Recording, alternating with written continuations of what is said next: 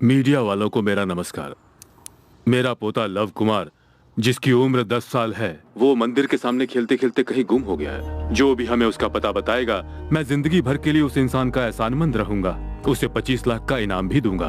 हमारी पुलिस उसे पूरे शहर में ढूंढ रही है। जल्दी हम उसका पता लगा लेंगे और उसके लिए हमें आप मीडिया वालों का सहयोग चाहिए। Thank you.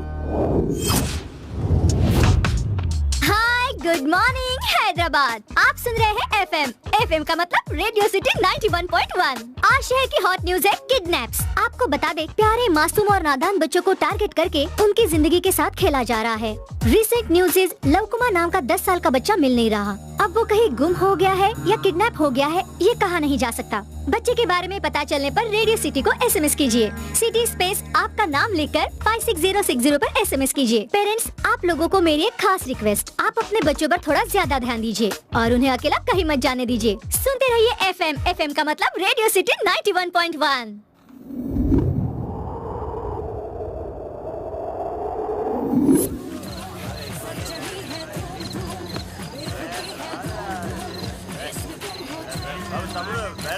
Sir sir bar close होने का टाइम हो गया, उठिए ना सर। सर क्या हुआ? सर ये ज्यादा पी के आउट हो गए हैं। ये कौन सी नई बात है? क्या इन्होंने बिल पे किया? दिया और टिप भी दिया सर। ड्रिंकर कैब वाले को फोन करो, वो इसे ले जाएगा।